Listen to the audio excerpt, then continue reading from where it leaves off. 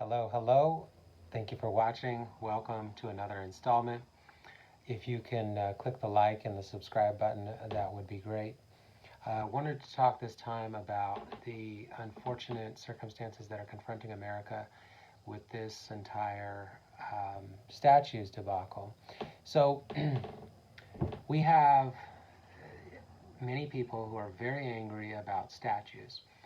Now, that would kind of make sense if people understood the motivations behind this. Because we have to ask ourselves, why are so many young people who have never seriously studied the Civil War in their entire lives so angry about statues? The question is, can 90% of those who are so angry about these statues, can they even name 10 Civil War generals from the Civil War? My experience is they can't. Robert E. Lee, Stonewall Jackson, Ulysses Grant, Sherman, and the rest. The vast majority of people who are wanting to take these statues down don't know anything about them. So who's behind this? Now we know, as 1984 said, that those who control the past control the future, and those who control the present control the past. So there's a very clear campaign on to destroy America's history, because once we no longer understand the history of America, we are easy to manipulate, even far easier than we currently are, which that's saying a lot. So, and all of this happens pretty much every 4 years. We have all these race riots that break out. And what's behind it? Is it legitimate? What happens is the media constantly will wait until a black man perishes in an encounter with a police officer, and then the whole nation goes to pieces. But ask yourself, out of 1,000 incidents between the where a man perishes in an interaction with a police officer, double the number of whites are killed than blacks. Okay, so if that's the case, then why is it that we don't know the names of 5 white people? Why is that? Once you start to understand that, and look at the actual statistics from the FBI, and they are reliable. And if my statistics are not reliable, I'd like to see somebody show me statistics that are, because I never have. I've talked to tens of thousands of people, and I've never come across people who've actually showed me, legitimate statistics that are better than what I found. So from the National Bureau of Justice statistics, it shows that a black man is 18 and a half times more likely to kill a police officer than to be killed by one. So the media has mangled the statistics so badly that you have millions of white and black people who honestly are convinced that a police officer is a danger at any time to shoot and kill a black man. There are black men that are honestly afraid of interactions with police officers when there's no facts to support their fears. So fear means false evidence appearing real. And that's exactly what this is. This is not based on real evidence at all. According to the statistics, a black man is 7 to 10 times more likely to commit a violent crime than a white man is. 75% of black boys in California are functionally illiterate, and 75% of black babies are born out of wedlock, contrasted with 11% in 1941. So this is a deliberate campaign by the communists who infiltrated the civil rights campaign to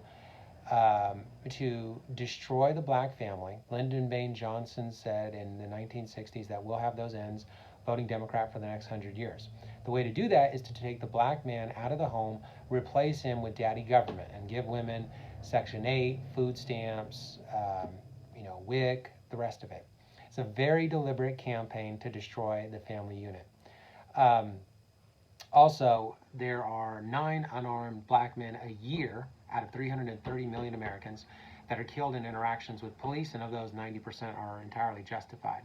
So the media deliberately sensationalizes the 1 to 3 controversial interactions with black men and whips it up to make it seem like that there's a huge problem. We've got to remember, the international bankers who are behind this, they are behind communism, which killed 100 million. They have controlled the media for over 100 years. They control the media, the schools, and the tech companies. They control every single celebrity that's at the top. You don't get to be a celebrity and very wealthy and popular unless you have the backing of the international bankers. So celebrities are all paid prostitutes, every single one of them. Their opinion means nothing. Tom Hanks, Jay-Z, Jim Carrey. Do not listen to what these people have to say. All they are plantation overseers, right? And the same thing goes for the leaders of the victim groups. NAACP, ACLU, Anti-Defamation League, ADL, SPLC, Black Lives Matter. Every single one is backed by these globalist bankers to spread unrest across America, and they're doing a very good job of that. So let's look at some other statistics. Like I said, 9 unarmed black men a year are killed by the police out of 330 million Americans. Now, does it make sense that for 9 unarmed black men being killed a year by police, 90% of those are justified, like a man will be reaching for a police officer's gun or some other, stuff that your average law-abiding citizen wouldn't do? Does it make sense that we want to reform and completely reshape the government of the entire United States? Does it make sense that people are so concerned about 9 unarmed black men getting killed by the police every year, and they're not concerned with 900 black babies getting killed in abortion clinics every single day? Does that logically compute? I don't think any rational person thinks. I know it does not. Any rational person does not agree with that. And on top of that, 19 unarmed white men a year are killed by the police. So the argument will be made,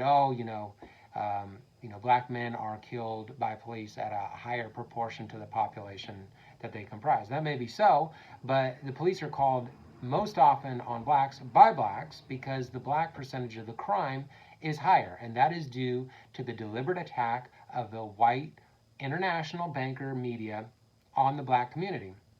You ask yourself, who funded Tupac and Biggie and all these rappers and actors and singers who spread a corrupt culture on all of America's races? Who does that?